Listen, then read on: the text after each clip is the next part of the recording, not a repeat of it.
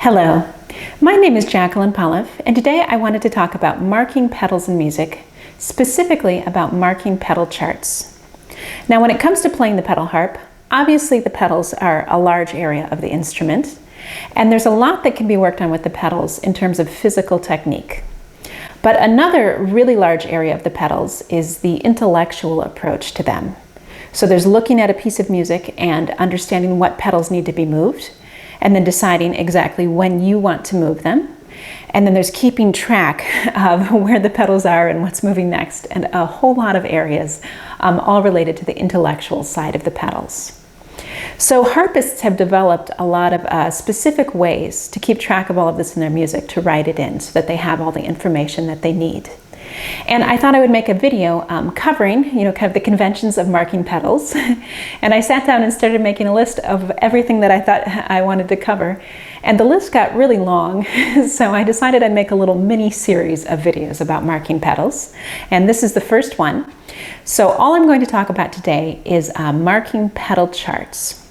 And I'll go over what that is and how to do it, and when you would want to do it, and show a lot of different examples from music. So I'm not going to be doing any playing in this video. It's just going to be about marking pedal charts in music.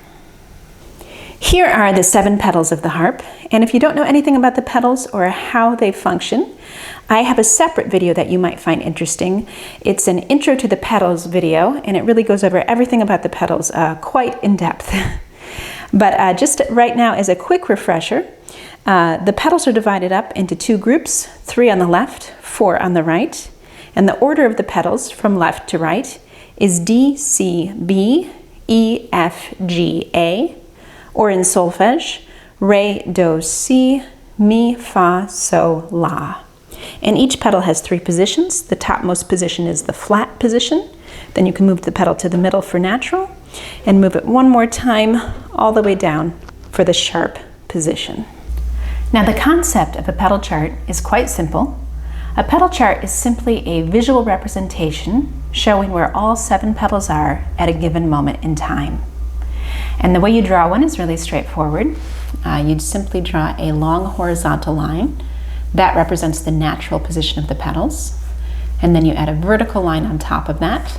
That shows the center, the middle of the harp, so that you can put 3 pedals to the left of that and 4 pedals to the right of that. And then on top of this grid, you add 7 short vertical lines to show the position of the 7 pedals. So let's say that all of your pedals were in natural. You would draw your D natural pedal here, then C natural, B natural, then on the other side of the harp, E natural, F natural, G natural, A natural. And that's it. It's just a picture of where your pedals are. Now, of course, you might have some pedals in the flat position. Let's say that you were in the key of B flat with a B flat and an E flat pedal. Here's our grid, our setup, and maybe I'll switch to solfege for this one. So then you would draw your Re pedal in natural, Do natural, then your C pedal would be in flat, Mi flat, Fa natural, So natural, La natural. So for the flat pedals, you just draw them above the natural line, so they're not touching it. It shows that they're up higher. If you had some pedals in sharp, you would just do it the opposite way. Let's say that you're in the key of A major with F sharp, C sharp, and G sharp. So you draw your grid, and then you would have D natural, C sharp, B natural, E natural, F sharp, G sharp, A natural. And of course, you could have a situation where you've got flats, naturals, and sharps, all 3. So maybe your pedals are set up like this, with a Re natural, Do sharp, C flat, and then a Mi natural, Fa sharp, So natural, La flat. So that's all a pedal chart is. It's really quite straightforward. And it's important to note that pedal charts do not show the movement of the pedals. They just show a particular moment in time as a reference. So now we're going to look at various examples from music. Most people find that the concept of a pedal chart and drawing a pedal chart, both of those things are fairly straightforward. But the questions that come up are, when do you want to draw a pedal chart in your music? And also, how do you know from the notation of the music what pedal chart to draw? So we're going to spend the rest of this video going through various scenarios using different examples of music to go over all of that in depth. So one of the first places that you want to put a pedal chart is at the beginning of every piece of music. And whenever you sit down to play a piece of music, of course, you have to put your pedals into the starting position. And having that pedal chart drawn so that you know what position to put everything into is really helpful. So here we have the Joyful Overture by Marcel Grangeny from his Petite Suite Classique. And this is quite straightforward. For this piece, we can simply look at the key signature, always a great place to start with pedal charts. And you can see that the key signature is just 1 sharp and F sharp, the key of G. So you would draw your pedal chart. Most people draw them up above the first line of music. And you would just show everything in natural and then the F in sharp, like this. And that would be your opening pedal chart, showing you where to put your pedals to start the piece. Let's take another pretty straightforward example. This is the Ronde de Nuit by Alphonse Asselmann. And in this piece, we could look at our key signature. You can see that we have 3 flats, B flat, E flat, and A flat, or C flat, Mi flat, and La flat.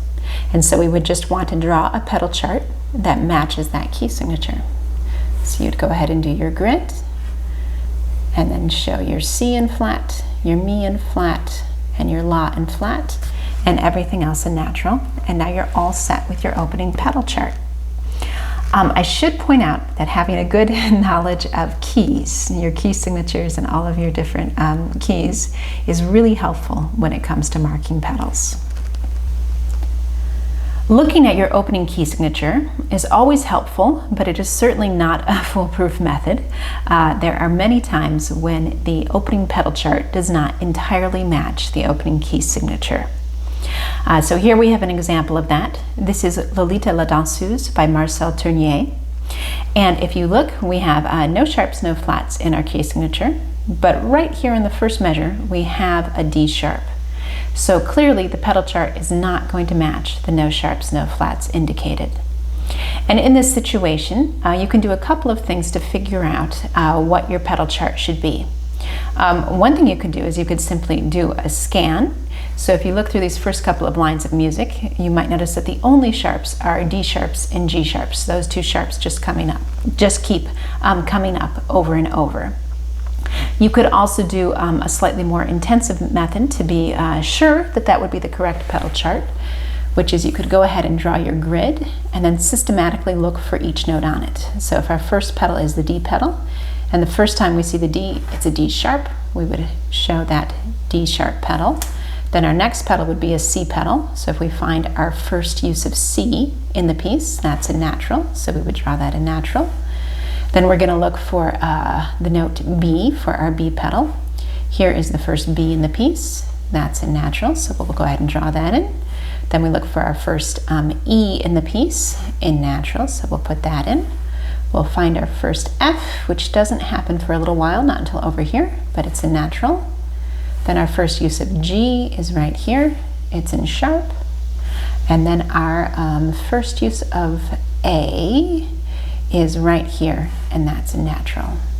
So that would give you your opening pedal chart, which is a little bit unusual. We have a D sharp and a G sharp with everything else in natural.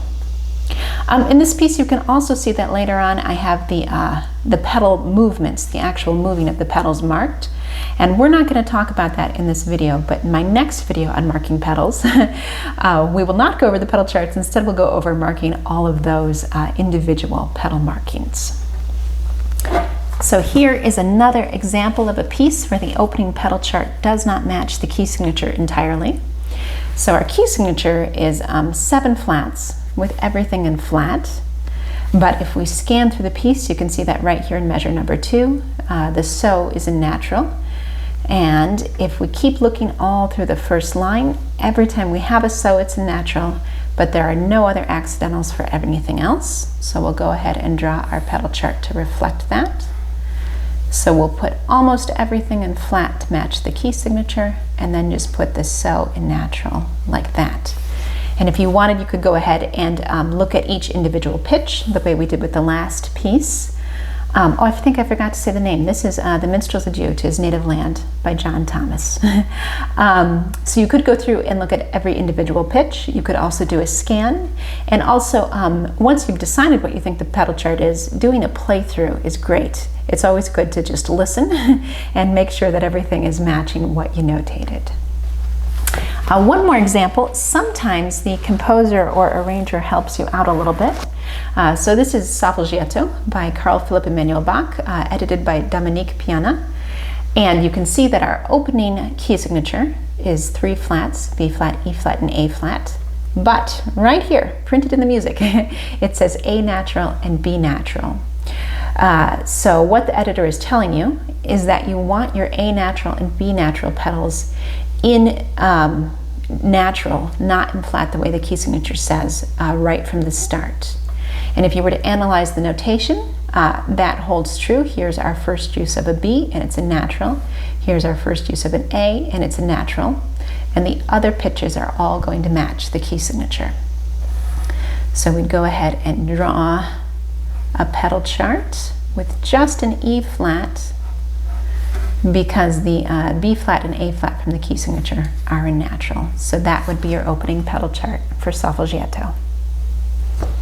Now, of course, the opening of a piece is not the only place to put a pedal chart. Another really common place to put pedal charts is at the beginning of sections of a piece. So we're going to take here the Esquisse by Henriette Renier as an example. We'll go ahead and start with the opening pedal chart. So you can see in our key signature we have 7 flats. And then Renier has helpfully provided the direction to fixate sol natural. And if you were to scan through or look at each pitch individually, our first use of the pitch G or sol is in natural. So we'll go ahead and draw that opening pedal chart, putting almost everything in flat to match the key signature, and then just the sol pedal in natural. I think actually that's the same pedal chart that we just used in the Minstrel's Adieu. Look at that. Anyway, okay, so moving on. So the second section of the piece begins right here. And this would be a great spot to put a pedal chart, because most likely when you're practicing, you're going to want to begin here quite a bit. And so you'll want to know what your pedals are in order to start right here without having to stop and figure it out every single time. So if we do a scan through these couple of measures, we have no accidentals. Everything is just matching the key signature. So we'll go ahead and draw a pedal chart with 7 flats. And then you would be all set to practice starting right there over and over and have a really lovely second section to your piece. The third section of the piece is over here, and Renier has notated a key signature change. So we were in 7 flats, but now we're moving to 4 flats. And again, if we do a scan or stop and work out each pitch individually, our pedal chart should match that key signature. So we'll just go ahead and show that Re flat, C flat, Mi flat, La flat, the others in natural.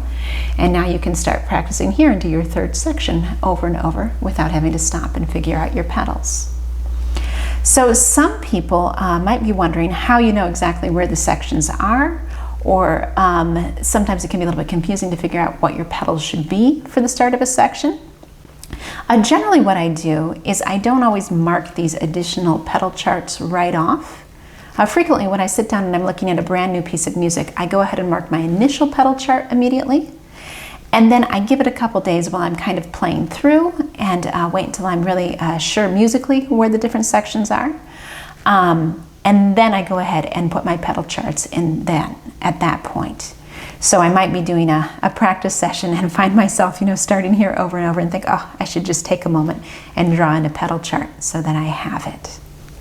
Here we have another example for showing pedal charts at the beginning of sections. This is the Sonata in C minor by Sophia Duschek. So we'll go ahead and put in our initial pedal chart. We've got a key signature with 3 flats, but a B natural right off. So we'll go ahead and do that. Just an E flat, A flat. And then here is our second section here. So we could go ahead and draw a pedal chart in there. If we take a look, B natural is our only accidental. So we'll just match the key signature for everything besides that B natural. Then we'll go ahead and put a pedal chart in here for our third section. And this actually is still the same key pedal chart, just the B natural, and then E flat, A flat. Then we could put a pedal chart over here for the start of this section. Now we are matching the key signature entirely, so B flat, E flat, and A flat.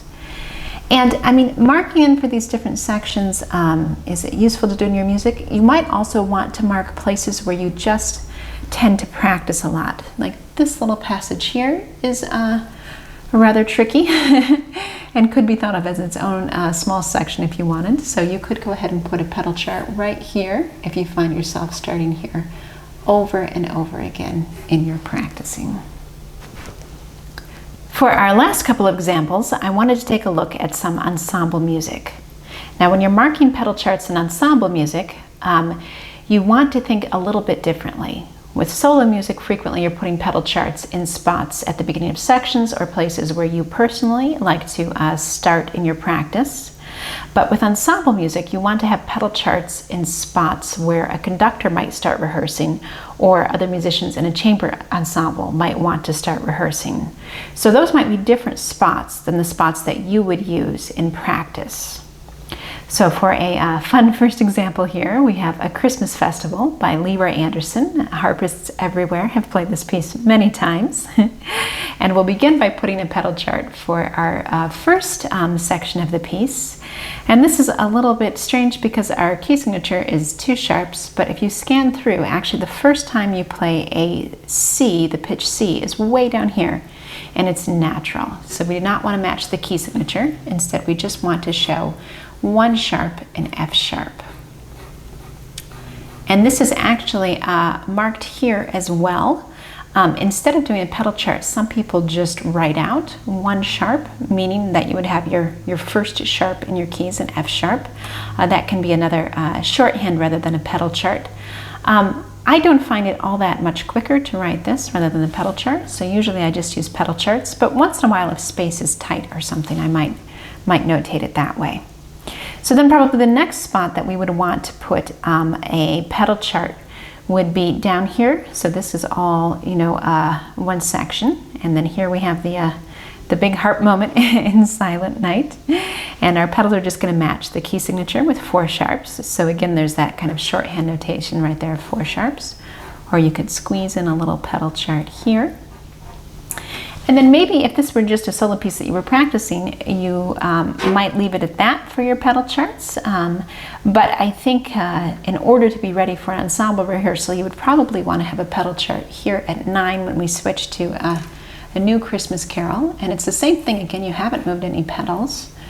So it's just going to be the 4 sharps. But the great thing is that then if you're in rehearsal and the conductor all of a sudden says, okay, everybody jump to 9, we're going to 9 right now, and they start right away, you can just quickly glance at your music and know for certain without having to think it through that you want your pedals in 4 sharps.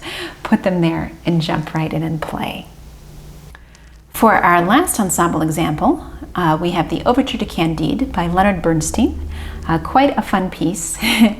And so for this, we'll go through and mark a few pedal charts in different spots. Of course, we'll do one at the opening. Our key signature is 3 flats, but our first use of A is a natural, so we'll just show 2 flats for the key signature, like so. Then you might want to put a pedal chart over here after you've had all of these rests. I think it's the same thing, still just 2 flats. The A is still a natural. This would be a great spot for a pedal chart up here at rehearsal 64. You've had a lot of rests, and since it's a rehearsal number, the conductor might start there. So now we've changed a bit from our key signature, but we have a B flat and an F sharp. This would be a great spot for another pedal chart. In case the conductor says pick up to 95, we're starting right there. You would be all set, matching the key signature with your 3 flats. So really in marking ensemble music, you're trying to think that way about where a conductor might start, where you might have a lot of rests or a lot of pedal changes and just want to have something as a visual reminder so you're completely sure of where your pedals are. Another great spot in ensemble music is after page turns, because you don't want to be sitting there having to flip back and forth to see what's going on. So usually at the start of each new page, I go ahead and put in a pedal chart, and then I'm all set with some pedal charts there right at the beginning of the page, in addition to the beginning of all of these different sections and things. I hope you found this video helpful and that you're feeling really comfortable with marking pedal charts in your music. As I mentioned, this video is part of a little mini-series, so look for my other videos with more information about marking pedals in music.